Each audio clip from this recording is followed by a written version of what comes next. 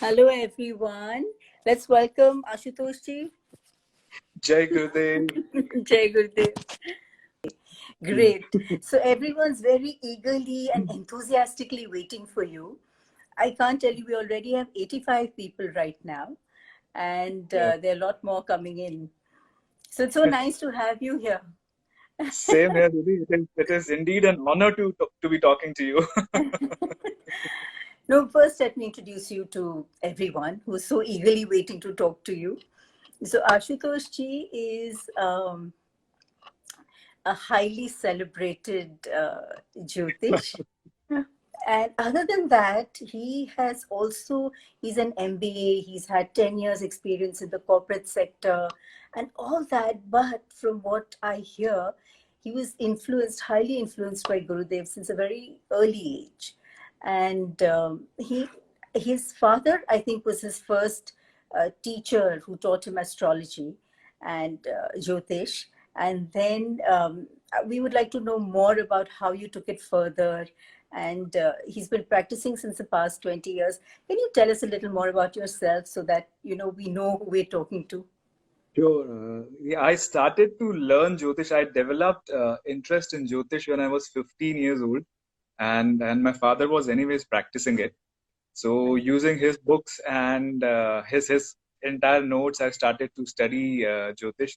During those days, my father was a government servant. He was transferred to some other place, and I used to read from his notes and books. So when he came and he saw that I am really deep into it now, that's how he started guiding me himself on this path.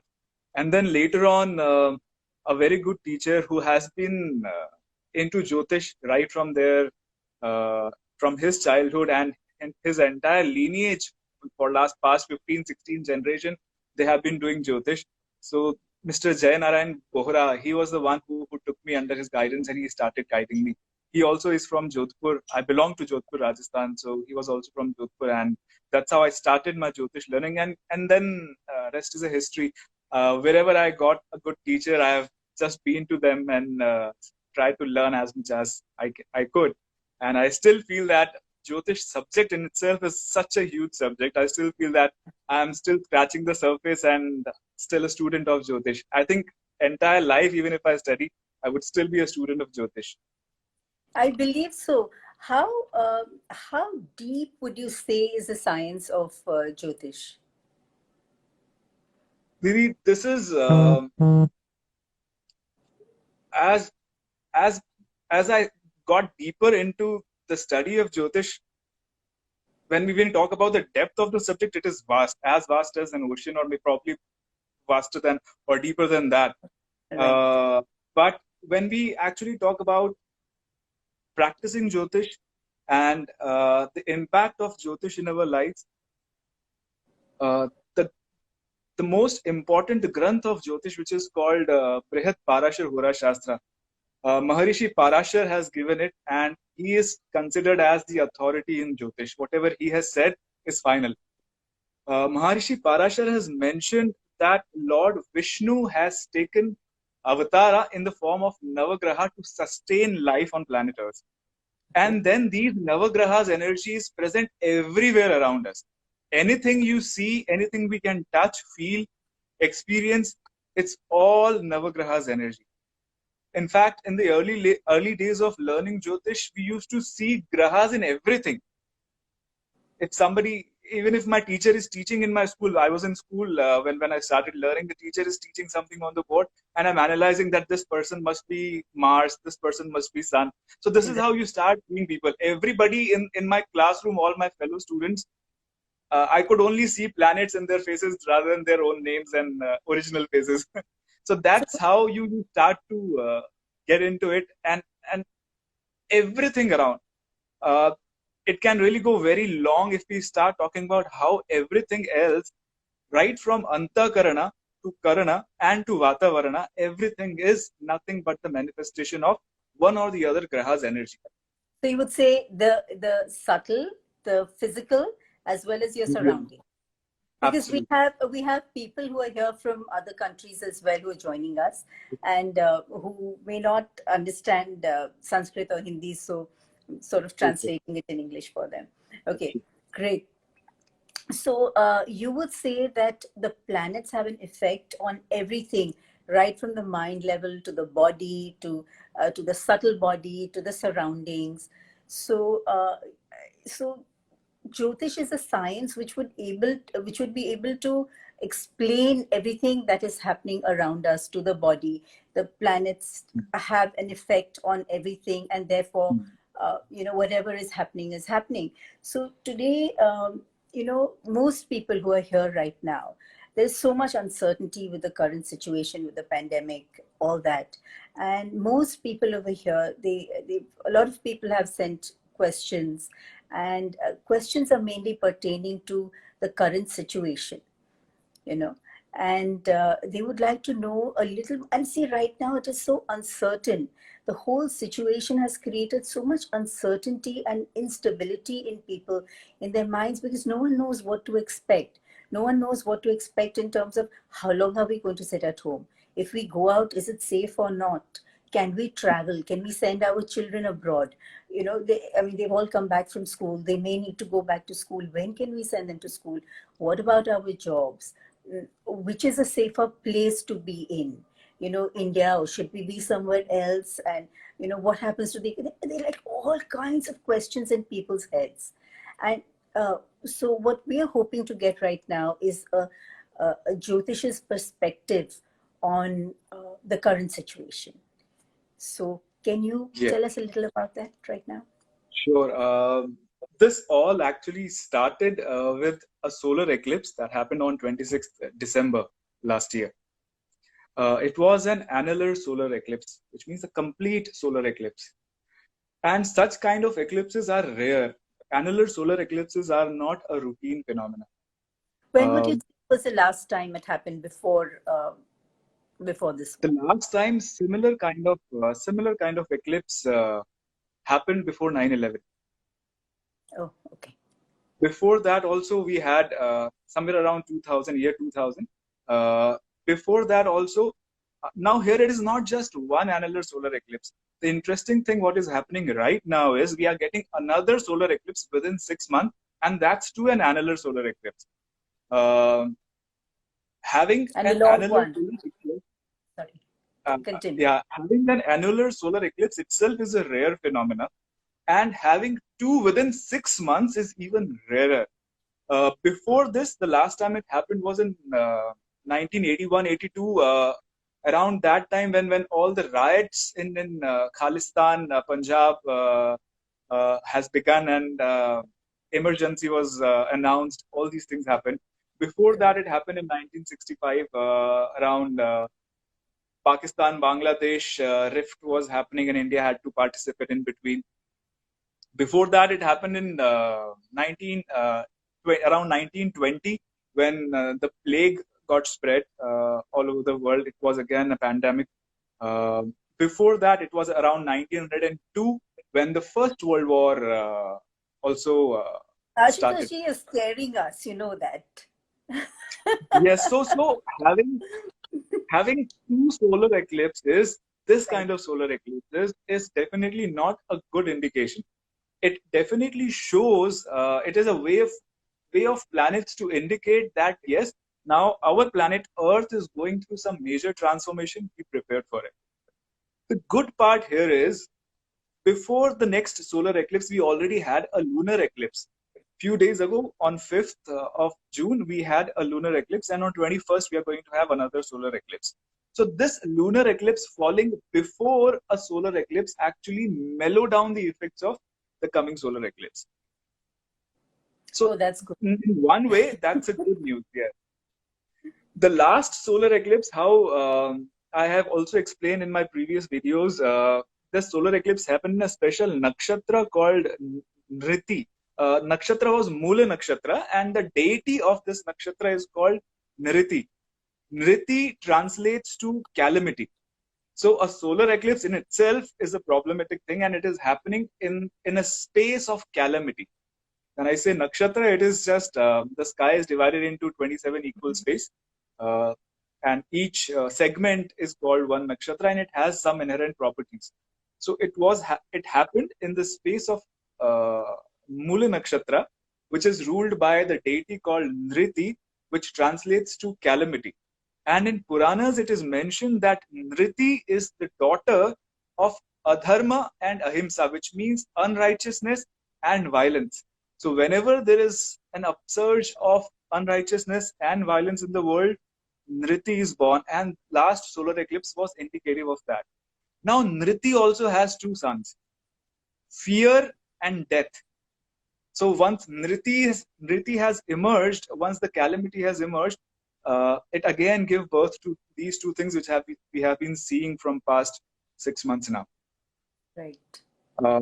But the coming solar eclipse is a good thing again here, is happening in nakshatra called Mrigashira nakshatra. And there is another nakshatra. There are two nakshatras involved here, Mrigashira and Ardra nakshatra. Mrigashira nakshatra is ruled by a devata called Soma. Soma is that element. If our viewers know a little bit about Ayurveda, Soma is that element in our body which enhances our immunity, which enables us to fight diseases. Now, anything which cures or any kind of vaccination, the basis is Soma.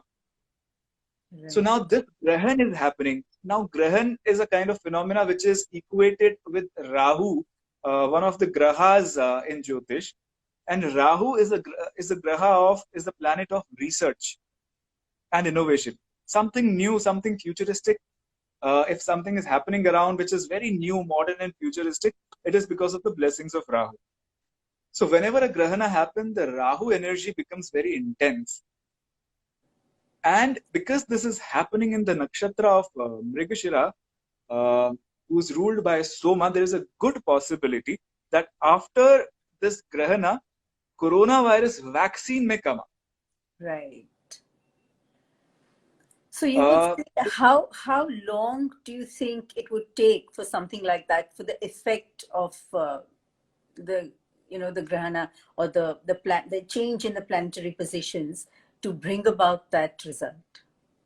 I'm hoping by September end we should get some vaccine according to planets.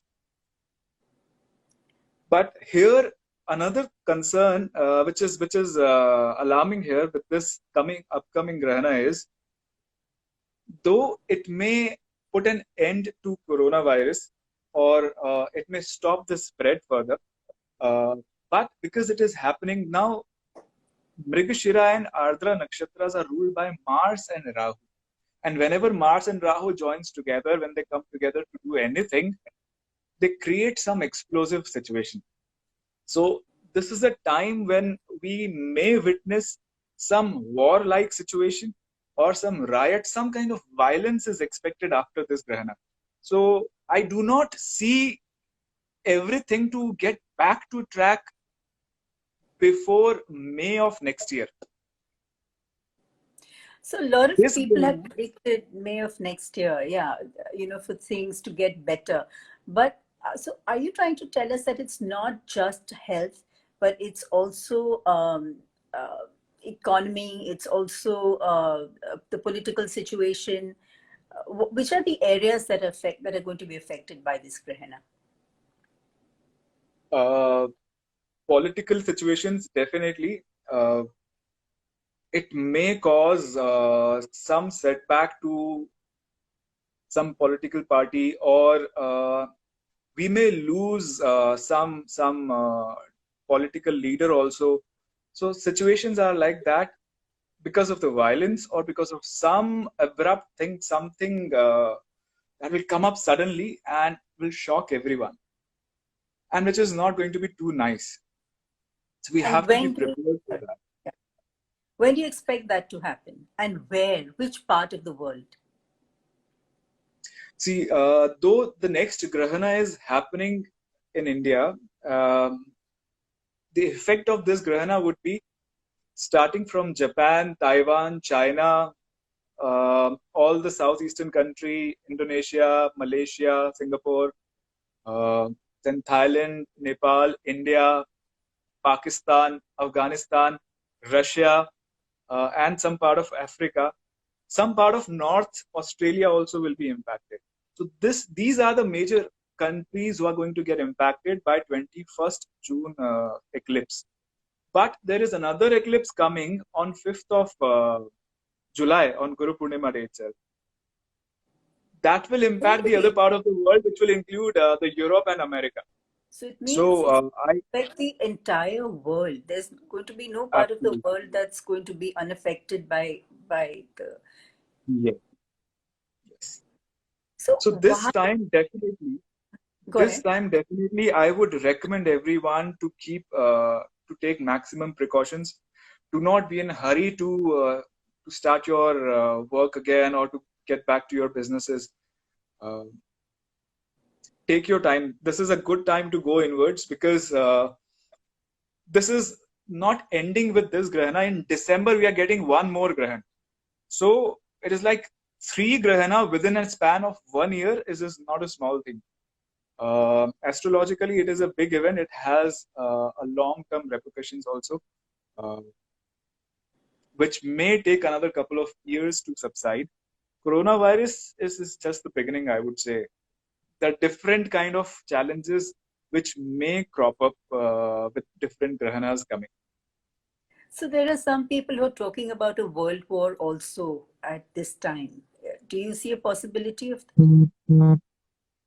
Uh, this year, when the Samvat changes according to Hindu New Year, this year is an year of Mercury, Buddha, and whenever Buddha rules certain year, and this year is also called Sharvari, which is an year of abundance when the crops are pretty good, and it is a good year for farmers, as per general dictum.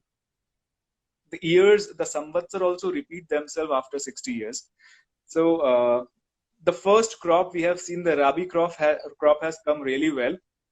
But uh, because of this grahana and planetary position, that there will be 6 planets in retrograde motion, and Mars will be in which nakshatra the grahana is happening. Mars is nakshatra. Mars will be in a watery sign. So it may cause disturbance in water elements. At some places we will see floods coming. At some places we may see droughts coming. Uh, it may affect the business very severely this year. All the reserves may be exhausted because of certain planetary position. Rahu in Mithun Rashi and Ketu in the ninth Rashi. Mithun Rashi is the third Rashi, and the third house, we say in Kala Purusha Kundali, the third house is the house of constant effort. We do all small efforts through third house, and the results of all these third house is in the ninth house, wherein the Ketu will be transiting this year. So ninth house is the reserve of everything.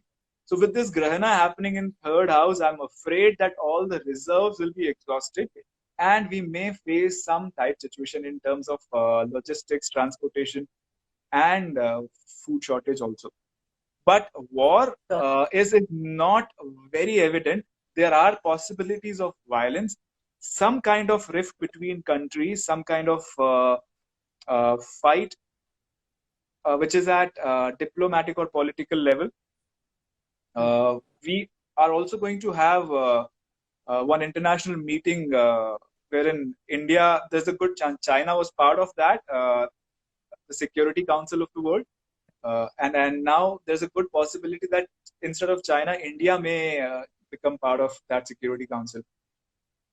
So there are some good benefits which I see coming for India. There is definitely some kind of rift, some kind of warlike situations or riots which may crop up. Some violence will happen, but world war is not seen. Okay. And so there are a lot of people talking about India, you know, entering its superpower phase. Do you see that happening? Yes. Yeah. India is considered is related with the Rashi called Makara Rashi, Capricorn. And in Capricorn, this year we have Saturn, and most of the time Jupiter will be spending time in Capricorn. Whenever Jupiter and Saturn comes into one Rashi together, it gives really depth and leadership to that. The spotlight is on that part of the world, which is India. So India is going to play a very important role during this entire tough crisis period. When do you see the economic situation get better, both in India and the world? Because we have people from all around the world and people are concerned about their countries as well. Next year, probably April or May next year. Before that, the job market, real estate, or any stability, it is difficult. You spoke about retrograde, and I had a question. Someone had a question as they needed to understand what retrograde is, what it means when you talk about a planet going into retrograde. See, planets are moving in their orbits, and they're moving at different speeds. For example, this is Earth and this is Mars. Mars is moving a little slowly because it is in the outer orbit, and Earth's relative motion is a little fast. So if this is Earth and this is Mars, Earth is moving fast. When Mars coming closer to Earth, but Earth's speed is moving fast, so a planet seems to be going a little backward. So it is not an absolute term, it is a retrograde, but relatively it seems to be going backward from the Earth, which is considered as a retrograde motion by rishis. In application, we say when a planet is retrograde, when it is about to get retrograde and planet is retrograde, it happens only when a planet is very close to Earth. In its closest point to Earth, that's when Earth starts to drift away from that planet. So when a planet is retrograde, it is considered as it is 3 times more powerful. It has more impact on planet Earth. Also, if we talk in proper astrology terms, there are 2 planets who are always direct, Sun and Moon, because Earth's movement, it is Earth who is moving. Moon is of course around Earth, and Earth is moving always around Sun. So the relative motion is always going to be direct. All other planets can become retrograde. There are 2 planets who are always retrograde. They are never direct. These are called Rahu and Ketu. So because of the Earth's movement, these are the shadows. So whichever direction Earth is moving, the shadows will move in the opposite direction. So that's how Rahu and Ketu are considered to be always retrograde.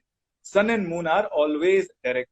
Sun and Moon are Devatas, Rahu and Ketu are Asuras. We have heard the story of how in Mohini Avatar, Lord Vishnu cut the head of Rahu while he disguised himself as a Devata and went into the line of Devatas to have elixir of immortality. And Lord Vishnu recognized and cut this Asura's head, but by that time he has already sipped Amrita, the elixir of immortality, and he became immortal. So now because he has tasted the elixir, now he had to be given place amongst Devatas, but he is an Asura, he cannot be in Devatas. That's why Lord Vishnu gave him a place amongst Navagrahas. So Rahu Ketu are Asuras and Sun and Moon are Devatas. Sun and Moon are always direct, Rahu and Ketu are always retrograde. So it is also said when a planet is direct, it means they are in the team of Sun and Moon. When a planet is retrograde, it means they are in the team of Rahu and Ketu. Talking about Rahu and Ketu, there is a fear, when people say Rahu, Ketu, there's a fear. Is it that Rahu and Ketu may not affect us so much if you're on the spiritual path, if you're a meditator, that it may not touch you, it may even help you on the spiritual path? Yes. Rahu and Ketu are 2 planets. Sorry, go ahead. Yeah. They are 2 planets who really immensely help you on spiritual path. Can you explain that? Yes. Rahu, if we understand the subtle energy, Rahu is Maya. It's the illusion creator.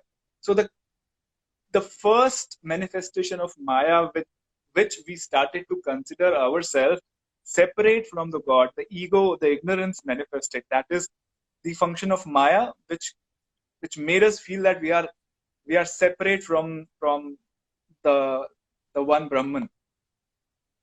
This Maya is Rahu, and Ketu is that energy. Gurudev has once explained this. I asked Gurudev this question once in satsang, that Gurudev, what is ignorance, and what is the root cause of ignorance? So, in his usual style, Gurudev first mocked me. He said, "Do you know the answer of this question?" I said, "No." He said, "That is ignorance," and everybody laughed.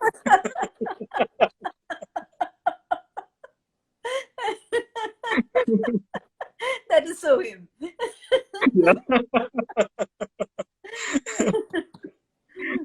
But then he also understood that yes, this was a sincere question, and I was really stuck here. Then he also answered this. See, you know about the 3 acts of Brahman: Srishti, Sthiti, Laya, which means creation, sustenance, and dissolution. You know about it, right? I said yes. And then he said there are 2 more acts of Brahman. The 4th one is called Tirodhana, and the 5th one is called Anugraha. Tirodhana means hiding self from self through self, because there is no other. Right. So it is like hiding self. I'm hiding myself. This is also me. I am also me through self from myself. So because there is no other, this is a play. This is a leela, and it happened called Tirodhana. And the 5th one is Anugraha. Anugraha means revealing self to self. Revealing self to self. Yes. Yes. Because hiding is also from self to self through self. So revealing is also to self. Right.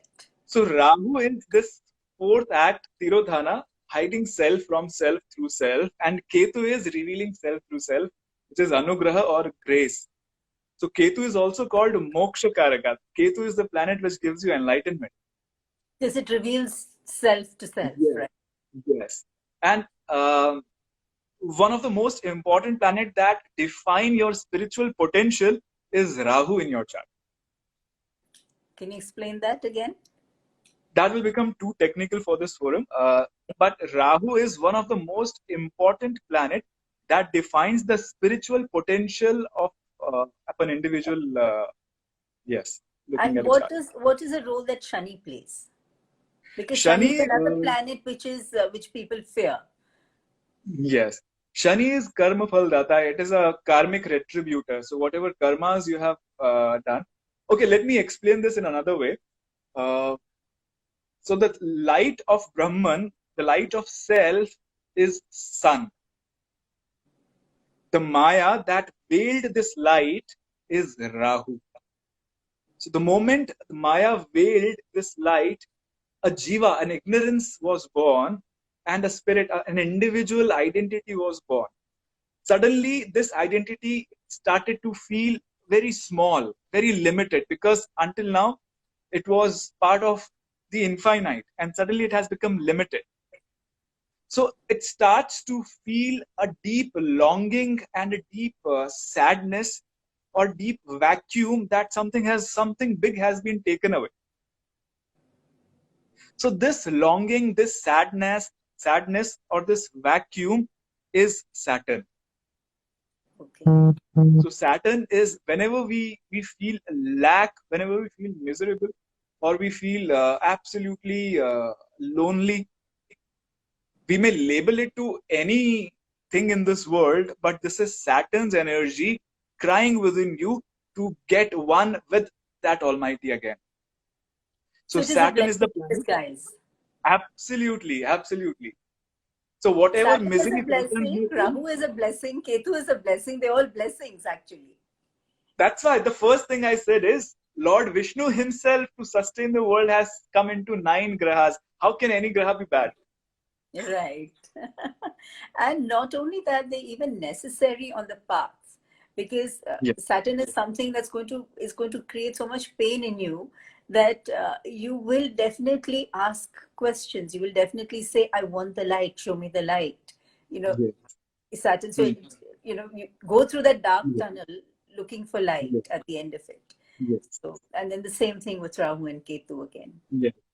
But if we talk only about the spiritual aspect, then a lot of people get scared that only through misery are we going to whenever Saturn Rahu period is coming, which it shows that some misery is coming, some difficult time is coming.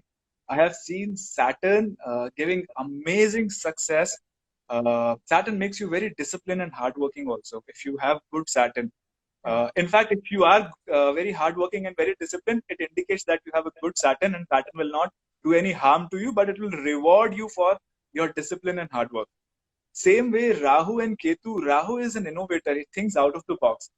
If you are ready to go out of your comfort zone, if you can really go beyond what the routine things are, Right. that's when Rahu supports you, and Rahu makes people innovators, researchers. Good film directors are Rahu. The camera is Rahu. Oh, so there is a Yes, positive to it as well. yes, yes, definitely. Yeah. There's an No unnecessary fear. graha, no graha is all negative. No graha is all positive. Even sometimes Jupiter, the most benefic graha, has some negative effects. Mm. And the worst feared grahas like Rahu, Ketu, Saturn, they have some blessings attached with them. Effects, yeah. Going back to the current situation, so it's kind of scary and it feels very bleak. And when it comes to Jyotishi, one is prediction, and then the other is there is also upai, as in a solution for it, or something that some kind of precaution one can take, knowing that this kind of situation is coming up. How do you protect yourself against all this? Is there something that one can do at this time? For all of us, there is good news. The best remedy of Rahu, as I mentioned, Grahana means intense Rahu energy. And the best remedy of Rahu, which I usually subscribe, is Sudarshan Kriya. So if you're doing Sudarshan Kriya every day, Rahu has less impact on you, and the Grahanas have less impact on you. As well as meditation. Because there Yes, may of be course. some people over here who don't know what Sudarshan Kriya is, who have not taken the Art of Living course. And Sudarshan Kriya is basically a breathing technique that we teach in the Art of Living, and it's an extremely powerful technique. So that is something you can learn, and meditation as well. So I've heard Gurudev say this very often. He says that the effect of the planets are up to the level of the mind. But when you meditate as a meditator, as a practitioner, when you reside beyond that, when you go beyond the level of the mind, then the planets don't touch you so much. This happens to a lot of us, right? That you go to astrologers and they tell you that, oh God, the time is so bad right now. Oh, your time, oh, your Shani Dasha is very bad. Oh, this is very bad. That is very bad. And you look at the astrologer and say, are you for real? Are you really reading my chart or someone else's? Because you don't feel it. You don't feel like you're going through a bad time at all. Yeah, there may be some things on the surface here and there that happen, but you don't even notice it because you're beyond that. So can you tell us more about that then? Yes, really, there is a dictum in Jyotish Shastra which says Kim kurvanti graha sarve yat kendre brihaspati, which means what will these grahas do to you if the guru is in the center. Though it is in one way it is referring to the center houses of the chart, but this applies to everybody's life also. If the guru is the center of your life, what other planets will do to you? So just having guru in your life, having faith in guru or a deity, strong faith, can also mitigate the effects of planet. And also Gurudev has given one excellent remedy to mitigate the effects of all negative planets or all planets, I would say, is Om Namah Shivaya chanting. This is such a powerful thing, though Gurudev gives it very simply and easily to everyone. But being because I'm studying this, I have learned a little bit of mantra shastra also.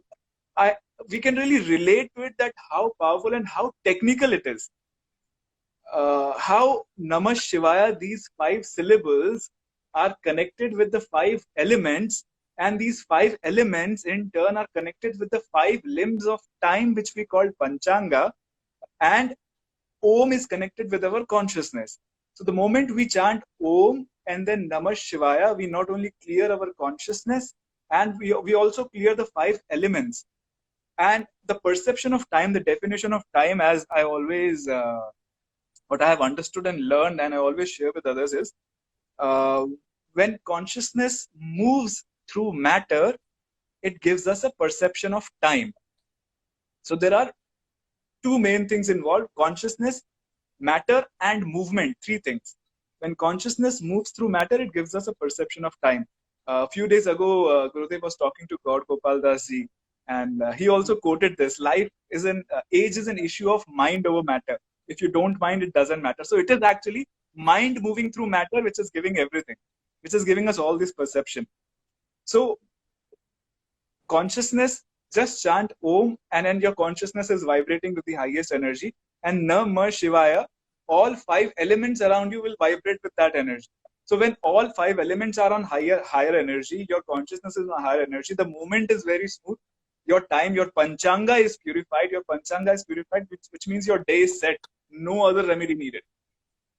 And I've heard This Gurudev is say that chanting Om Namah Shivaya protects you from your own karma. It forms a cocoon, it puts you into a cocoon, and it protects you yeah, from your own karma. And you've sort of yeah. explained the technicalities of it, of how that really works. Yeah. There are And it many also things takes which you, Gurudev has, Didi, one important thing, there are huh, many things which Gurudev has given us, like Padma Sadhana and Hari Om meditation. right. Hari Om meditation, if somebody does it for 48 days regularly, every Hari Om meditation after 48th day will work like a Navagraha Homa. All planets are pacified if you practice Hari Om meditation every day. Just this much. And of course, Sahaj is extremely powerful. Talking about mantras, there's one question that has come up, and someone was asking that, if can you chant on someone else's behalf? Would it help them? And the specific question was, can you do the Mrityunjay mantra for someone else? Say if someone is ill and Uh, unable to do it for themselves. That was their question. I always recommend get it done, get a proper anusthana done through some learned pandits who have practiced it, and have been initiated into it. If you have been initiated, you can definitely chant. But if you have not been initiated, then either get the initiation done and practice first for yourself before chanting it for others. If you have not done it yet, I would recommend get it done from a learned pandit who have been initiated and who have done his own sadhana on that mantra. Then it is very effective for others. So we also have questions now. There are questions which are more related to people's lives. Like there are so many questions I have received today about their children. Children who've come back from, they've all studying abroad, some in England and some in America and some in Australia, some here, some there, wherever they've all come back. And now they're wondering, when do we send the children back to study? Is it safe for them to go right now? Our country is taking in people again. I don't think so. The international flights have begun. But anyways, I do not see it safe. The best would be from April next year. But in case you have to go early, because if the schools open up or colleges that they are asking them to join back, then I would suggest everyone to wait at least till October end, November. October, November this Yeah. year, but Yes. you would recommend April next year. Yes. Safest would be April next year. And are there Yeah. any particular countries that are safer, and certain countries that, may not be that safe to go to? As of now, whatever is happening in the cosmos, astrologically, it is impacting every country, every country. So Equally. I wouldn't say. In fact, if we have to say a safe country, I would say India. At least Jupiter will be in India's Rashi, and because of the spiritual strength of India, India seems to be the safest place for now. Okay. We do have some more questions about marriage. I have got so many questions about how important is it to match horoscopes before getting married? Very important. Very important. Yeah. Can you please explain? Because there's some Uh, people who are hoping you did. to get your horoscope matched, but remember, just matching the Ashtakut out of 36, I have 25 point or 30 point or only 12 point. That has very less impact. There are many other things apart from Ashtakut that needs to be matched. The entire planet placement for both the charts have to be seen and then collated and matched properly. Not only in your Lagna chart, but also there are divisional charts called Navamsha, which is important for marriage. There's much more things to be many more things to be matched rather than just the points out of 36. If I get 30, it is good to marry. Definitely, that's not the way to match the chart. But matching chart, extremely important. I personally believe that. Do not. So say that the love has overtaken and it doesn't match, the horoscope doesn't match. Is there some upay for that as well? Um, the usual upay in such cases I give is wait for another couple of years. You'll see by yourself how much love it is. Because planets are Testing love. indicating, yes, yes. Planets are indicating something what you are not seeing right now. You are blinded by your emotions, and then you're not seeing how it is going to turn for you. So it is always good to wait then. Do we have time? I think we may have just a little time. Just a little time left. So what else would you like to tell us now, right now? So people are really interested in can you tell us a little about the economy, about, little more about, economy in different countries as well. So people are concerned. I've received questions from the USA about the economy over there and over here in India. I And have different not markets, analyzed. real I have estate. not analyzed. Yeah, I have not analyzed the economy of US. But for India, this Samvatsar indicated some difficulties in finances and economic situation. But it also indicated some lady to take lead and play a very crucial role in strengthening and holding the economy. And fortunately, our finance minister is a It's lady. a So, lady, yeah. So so when do you see, so right now, she's getting a lot of flack for everything that's happening in the country. But do you believe that some decisions that are being made right now may turn out to be yes, beneficial in the long run, which people yes, cannot see definitely. right now? Yes, definitely. You Any think? decision coming from our finance minister will be Yeah. fruitful. And when do you see the outcome of that? See, the next few months are definitely not very good for economy, especially after this Grahana. I would say for another 3 months, do not risk any investments. Uh, After November, things may start to stabilize, and when Jupiter transits to Aquarius, that will happen in March of 2021. That's when we see certain positive things, some stability coming back in financial situation and economy, markets. Everything will be stabilized. But what about companies, about, people who are already invested? What about them? What would you Uh, suggest? here, Here, more than an astrologer, I would talk from a perspective of a banker. I've been into banking also. I've been As well, guiding people as yeah. well. You're a banker, So I yes. would suggest this is a good time. Systematically pour in more money. Pour in more money. Yeah. Systematically, don't put it all together, but every month, little bit for the next few months, and you will get the benefit of smoothing average.